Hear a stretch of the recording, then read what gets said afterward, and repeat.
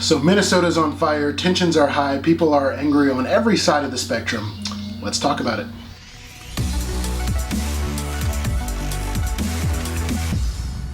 Hey, what's up everybody? My name's Chase. Welcome back to another video on this channel.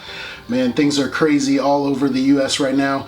I would say things are falling apart, but that would make it seem like we ever had it together in the first place. Unless you got your head under a rock, you guys know exactly what's going on. There's riots in Minneapolis, specifically right now. Many protests scheduled all over the US. I saw a video recently, many of you might have seen it as well, of the CNN reporter who got arrested covering the riots. So, I mean, I've never seen that happen before in the United States. And so there's a lot of fear. There's a lot of anger, there's a lot of frustration, confusion, and really bickering back and forth on every side. I've actually had the privilege over the last few days to be able to have a lot of great, healthy offline conversations with several friends, several people I know well, several people I don't know that well, just regarding race relations, and specifically the last video to come out about George Floyd. And the purpose of this video isn't to talk about the video of the murder, but it's to talk about largely the response, not just to the tragic death of George Floyd that took place last week. And I actually think that's a key point that's often missed, is that these riots are not just in response to one death.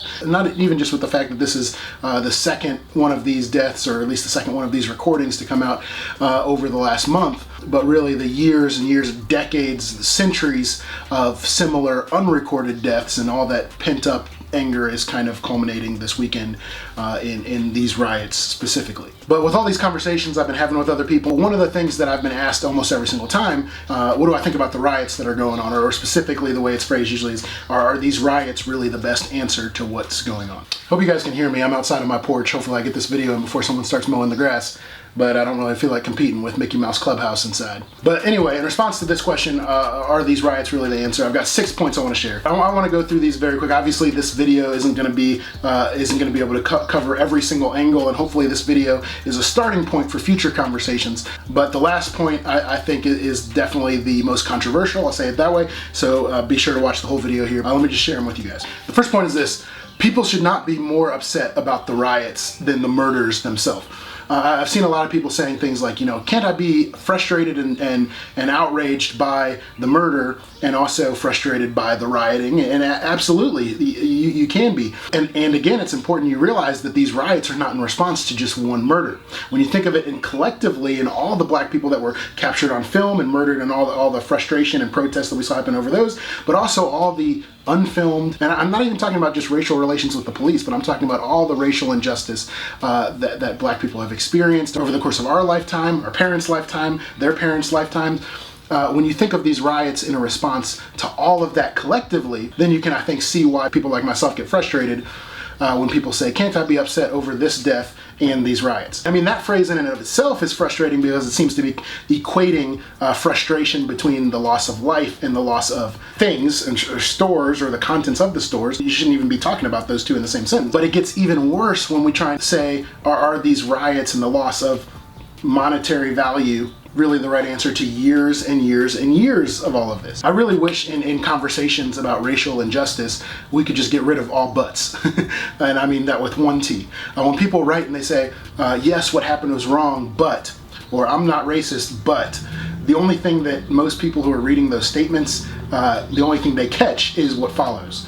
For example, if I'm having a conversation with you and I say, hey, I like you, but, well, you're only going to remember the second part of that statement. Especially as Christians, if you're watching this as a Christian, we should weep with those who are weeping before we get into the buts. I can't say that with a straight face. And that leads into my next point, which is what you communicate is just as, actually it's less important than how you communicate it. There's the phrase, I don't even remember who said it, that people won't always remember what you said, they'll remember how you made them feel. I got a call yesterday from a guy from Texas, a white guy. He actually talked to me the day before and said, hey, can we FaceTime? I said, yeah, let's do it tomorrow afternoon. And he called, and the first thing he said was, hey, I have a lot of thoughts. My wife and I, we've been trying to process this, but I've realized I just need to listen. And he came at it with an attitude of such humility. I saw a quote from an abolitionist earlier from the late 1800s, a black abolitionist, and he had a prayer. I'm going to mess up his quote. I'll throw it on the screen, but he basically said, Lord, give me big ears, right, and help me to see things through others' eyes. Right? It's important that as we come to these conversations of race, that especially if you haven't experienced that racial injustice, that you're not trying to bring what you believe to be true, that's not the first thing you're trying to put out there, but that you're trying to listen, because people are hurting. And so it's important that we listen to those who are hurting. What we communicate is actually less important than how we communicate it. Now this next one, and I might step on some toes here, but this next one is really more of a question. What form of protest is acceptable?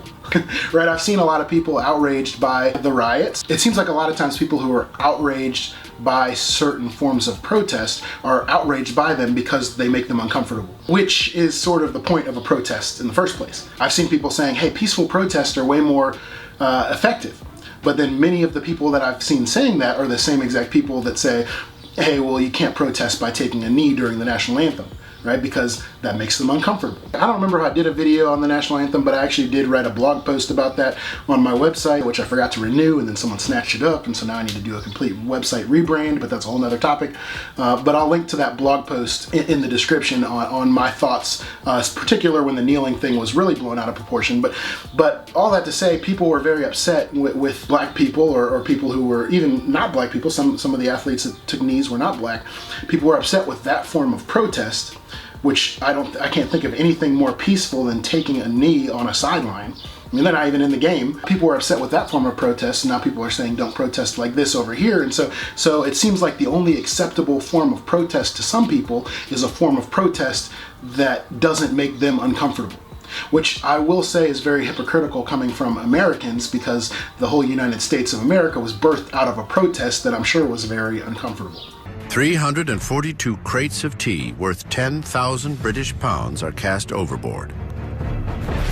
There's more I can say about that, but I don't want to make this video 30 minutes long. Number 4, and this is largely geared towards Christians. In case you're new to this channel, I'm a pastor. But the fourth thing is that nonviolence and nonviolent protests are largely Christian ideals. There are many non-Christians who take part in nonviolent protests. There are many religions who have nonviolent protests, so that's not what I'm saying. But what I'm saying is a nonviolent protest is a Christian thing to do. However, not everyone who's protesting is a Christian. I'm sure there are believers who are protesting in ways that might make us uncomfortable, but not every single person involved in those protests is a Christian. As Christians, again, this is for Christians watching this, as Christians, our main objective is to bring people to Christ. And we don't bring people to Christ by changing their morality.